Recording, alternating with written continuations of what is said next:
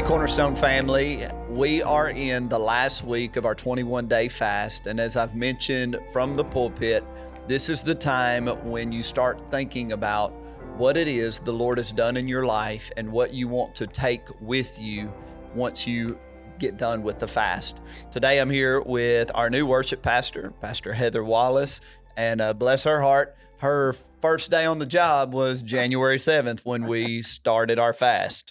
Yes. How was that for a beginning? It was a wonderful beginning.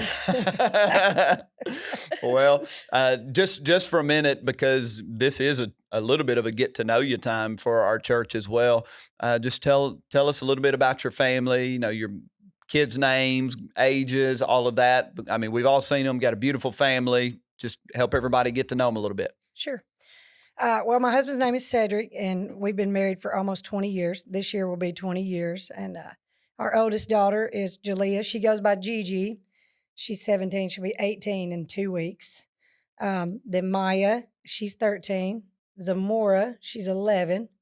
And Morgan, he's 7, almost 8. So Now, Jalea, we know her by Gigi. Right. Now, she's in a new place. Does she want to go by Jalea or Gigi? Gigi. Gigi. Okay. All right. Yeah. So you heard that there, Yeah. Cornerstone family. She's Gigi. She's Gigi. And we are so glad to have y'all with us.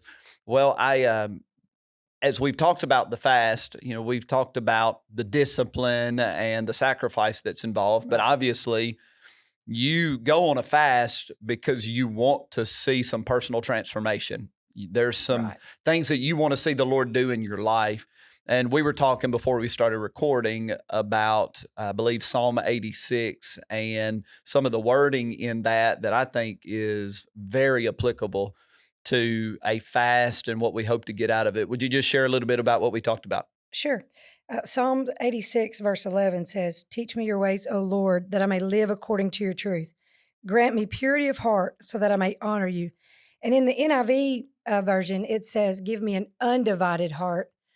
And for me, this scripture just speaks so much about how we should just be living as men and women of God. Like, Lord, that our prayer and our heart's cry would be, give us a heart that's undivided, meaning that our heart beats for you and you alone, and everything else falls under that and falls into that pattern of life. Like, every day of our lives, I don't want a heart that is spread between so many different things. I want my heart to be sealed with the Lord and just undivided. I'm not in good examples of that maybe is that I'm not giving in to anxiety. Right. I'm not giving in to worry. I'm not giving in to stress. My heart is not divided between those emotions versus my faith in who the Lord is and knowing that my heart belongs to him and he takes care of everything else. Yeah. It's not just, hey, don't have any hobbies, don't have anything you enjoy. Everything has to be like blatantly Jesus 24/7. It is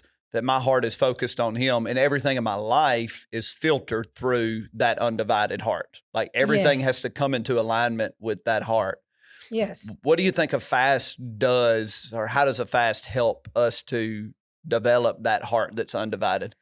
I think when we deny ourselves of whatever it is, of food or social media, whatever the things that people are choosing to deny, when we deny ourselves and we don't give in to our own fleshly desires, it allows us, it's almost like our spiritual ears are open to hear the Lord more, and he draws us closer to him.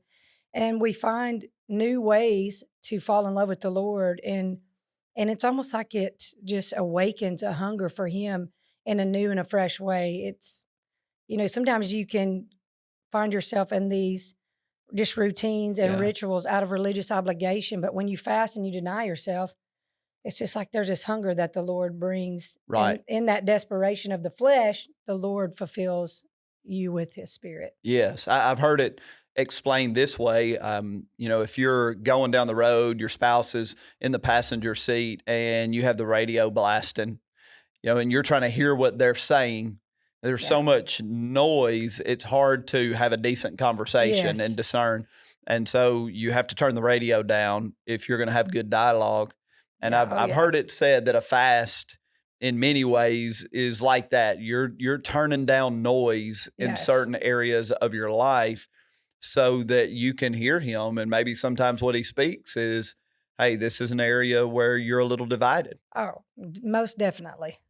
And I can feel that just in my own life and even in transition. I mean, they're just Yeah. starting off a new job with a fast has been a big thing, but it's been a great thing. So Awesome. Well, as you're bringing your fast home, if you will, as you're getting to the finish line, my prayer for you, along with Pastor Heather's, is that you are singular in heart. And again, that's not that you cut off all the different things that you love and enjoy.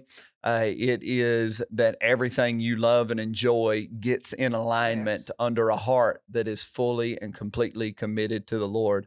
And I can say personally during this fast, all over again, it feels like that's something that has happened in me. Like my focus on just the person of Jesus, yes, just the relationship between us has become acute during this time. So we love you, Cornerstone. We're so proud of how you're doing, and we're eager to get to the other side of the fast so we can hear the stories of what God's done in your life and we can celebrate the testimonies. So we'll see you.